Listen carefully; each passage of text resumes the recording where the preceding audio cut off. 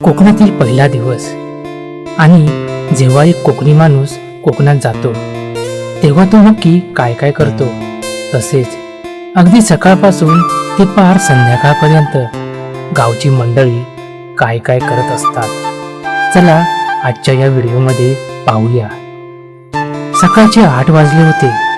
आजीने आंब्याच्या झाडाखाली पडलेले आंबे वेचून आणले होते आणि ती ते एका लाईनमध्ये रचून ठेवत होती. दुसरीकडे आई घरच्या सभोवती झाडू मारत होती. कोकणातील ते प्रसंग, सुंदर आणि आनंददायक सकाळचं वातावरण पाहून अगदी मन भरून गेलं होतं.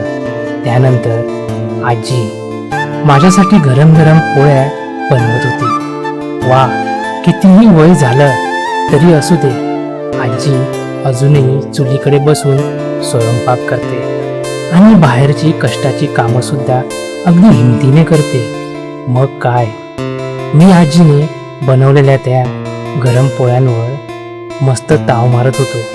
तशातच माझ्या पोळ्यांवर एका मांजरीने पण ताव मारला. तर आमचा कुत्रा टॉमी माझ्याकडे अगदी आशेने बघू लागला. मग त्याला पण थोडी भाकरी दिली आणि आमची लहान निर्वी तर एका कोपऱ्यात बसून लपून लपून लाडू खात होती. भाकरी आणि पोळ्या खाऊन झाल्यावर आम्ही गुरांना रानामध्ये चरायला घेऊन गेलो. खरं सांगायचं तर आता गावी गुरं राखणारी माणसं खूप कमी झाली आहेत. यावेळी मे महिन्यामध्ये तापमान भरपूरच होतं, त्यामुळे ती गुरं सुद्धा नदीच्या थंडगार पाण्यात मस्त एन्जॉय करत होती. तिथेच पुढे मला एक आंब्याचं झाड दिसलं. ते बघून लहानपणीची एक आठवण ताजी झाली.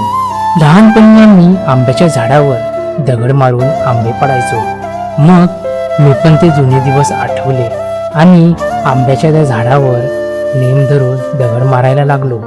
15 ते 20 दगड मारल्यानंतर 4-5 आंबे खाली पडले आणि आम्ही ते तिथेच मनसोक्त खाल्ले. त्यानंतर गुरांना घेऊन आम्ही परत घरी आलो आणि आल्या सगळ्यात पहिले 2 रुपयाच्या पेप्सींवर ताव मारला आणि नंतर दुपारच्या जेवणाची वेळ झाली.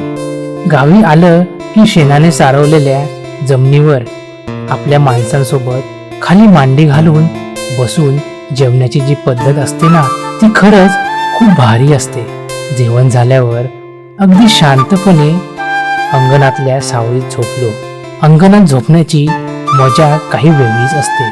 मस्त दुपारची झोप काढून झाल्यावर बागेमध्ये एक फेरफटका मारायला गेलो तर तिथे आजी लाकडं गोळा करत होती.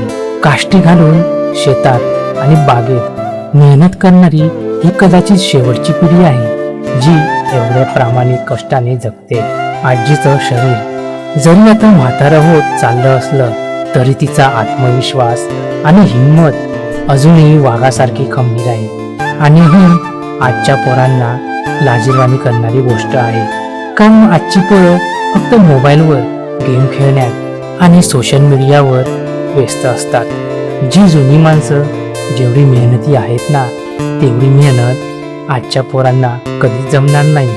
तिथेच बाजूला मामा लाकूड तोडत होता, म्हणून मी पण मामाला लाकूड तोडण्यात थोडीफार मदत केली. लाकूड तोडून झाल्यावर मस्त अंघोळ केली आणि संध्याकाळी ताजा फणस कापायला घेतला. एक कोकणी माणूस गावी आला की गावची ही जीवनशैली जगायला त्याला कधीच वाईट आणि कमीपणा वाटत नाही, कारण गावचं हे राहणीमान शहरातल्या धावपळीच्या राहणीमानापेक्षा भरपूर वेगळं, सुखद आणि समृद्ध आहे. हळूहळू रात्र झाली.